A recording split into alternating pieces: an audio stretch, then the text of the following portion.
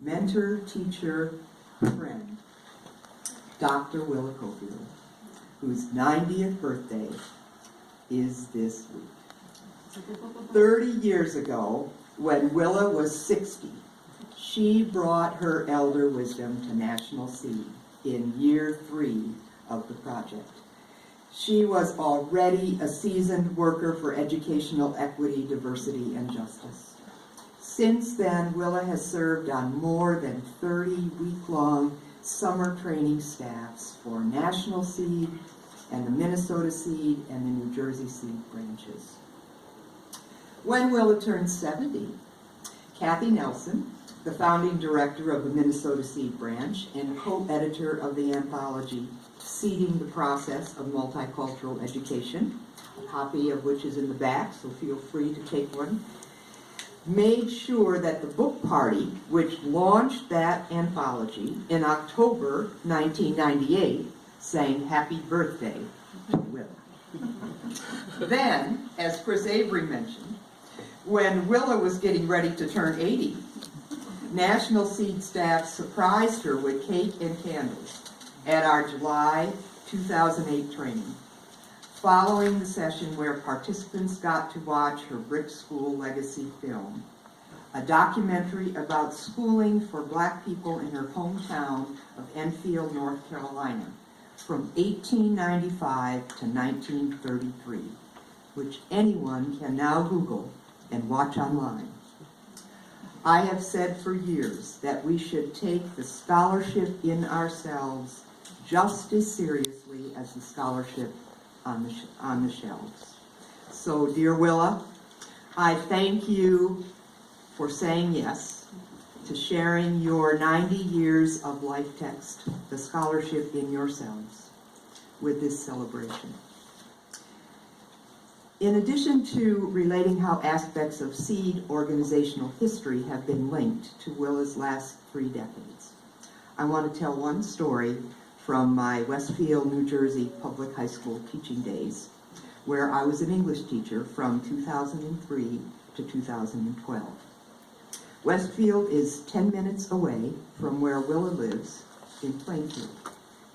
Though the cultures of those 2 New Jersey towns could not be more different. In brief, Plainfield is primarily a Black town, and Westfield is primarily a white town.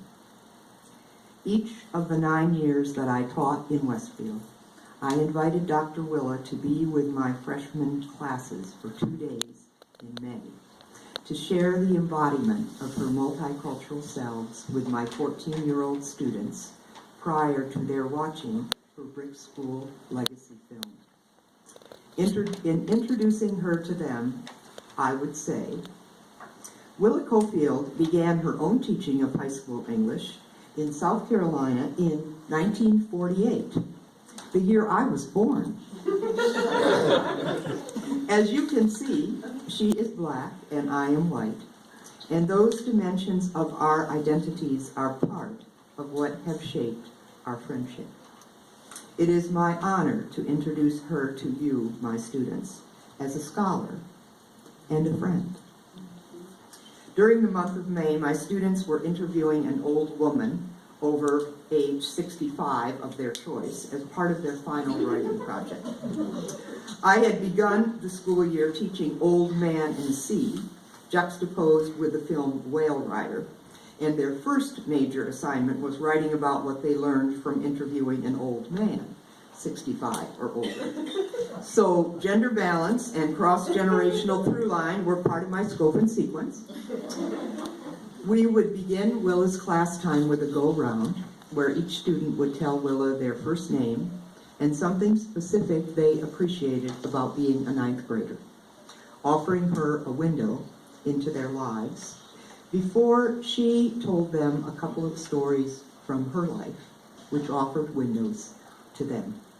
This back and forth prepared them for watching her Brick School Legacy film and its cast of old folks the following day. Then, on the final exam in June, I put this question. If the old woman you interviewed for your final writing project We're to have a conversation with Willa Cofield. Be specific about 3 things you think they could talk about and why. Student answers to that question were rich and rewarding to read. Being a teacher holds many mysteries. I will never know all the ways that my Westfield 9th graders getting to encounter the scholarship abiding in your life, Willa, as well as your work as a historian, affected their learning. But I have some anecdotal evidence from former students and a strong hunch that as each of them takes their own journey with aging, they may very well recall not only the old man and the old woman they interviewed in 9th grade, but also their cross-generational class time with Dr. Willa Cofield and the connection they witnessed between us, the window of hope we offered, given our cross-racial friendship. So as we celebrate today, I need to say, these past 30 years have also held the honor of being schooled by friendship with you, Willa.